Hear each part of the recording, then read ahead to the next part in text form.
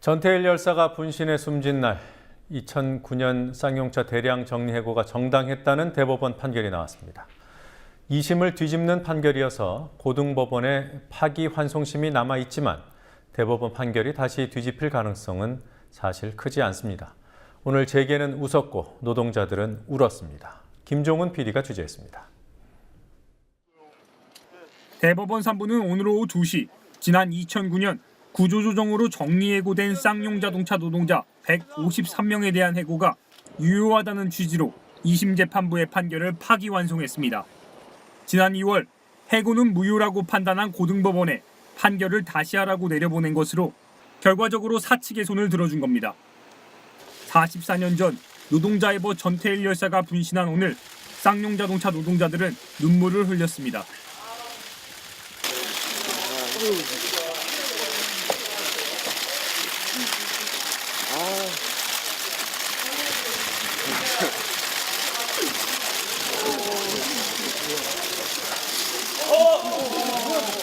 대법원 3부는 2009년 쌍용자동차는 인원 감축 등을 통해 경영 위기를 극복해야 하는 긴박한 경영상의 필요가 있었고 회사가 해고를 피하려는 노력을 다하지 않은 것으로 보기는 어렵다는 이유를 들었습니다. 앞서 2012년 1월 1심 재판부는 쌍용자동차 사측이 비용 절감을 통한 경쟁력 확보를 위해 해고를 단행할 필요성이 인정된다며 해고 노동자인 원고 패소 판결을 내렸습니다.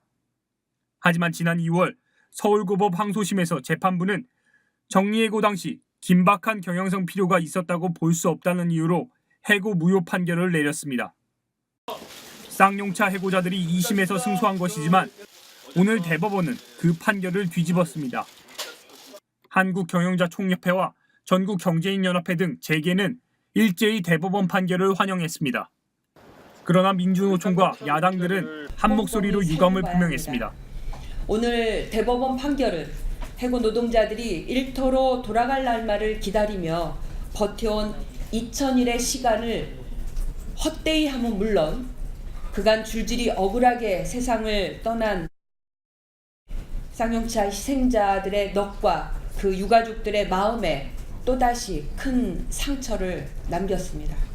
쌍용차 해고 노동자 측은 법정 싸움을 이어가겠다는 입장을 밝혔습니다. 일단 오늘 대법원 판결을 도저히 납득할 수가 없다. 두 번째로 하지만 파기환송심이지만 끝나지 않았다.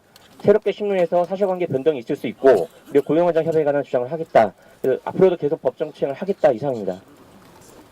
하지만 파기환송된 판결을 뒤집기는 쉽지 않다는 게 법조계의 일반적인 견해입니다. 대한변호사협회 인권위원인 김재식 변호사는 2심 재판부가 대법원 판결을 뒤집은 사례는 거의 없다고 말했습니다. 이론적으로는 항소심이 꼭 대법원의 사건에 기속돼야 되는 것은 아니에요. 2심 판사가 아니 그렇지 않다. 나는 이게 이렇다고 생각한다고 하면 그렇게 판단될 수도 있겠지만은 그럴 가능성은 거의 없다고 봐야죠. 현재 우리나라 법원의 구조나 여러 가지 점들을 보았을 때. 판매 부진 등으로 기업 회생 절차를 밟게 된 쌍용자동차는 2009년 4월 전체 인력의 37%에 해당하는 2,646명에 대한 정리해고안을 발표했습니다. 노조는 사측의 결정에 반발해 5월부터 8월까지 총파업과 이른바 옥새 파업을 하며 강하게 저항했습니다. 하지만 무급휴직도 정리해고도 막을 수 없었습니다. 이후 최종 정리해고된 노동자 165명 가운데 153명이 사측의 해고가 정당한 요건을 갖추지 못했다며 2010년 해고 무효 확인 소송을 냈습니다.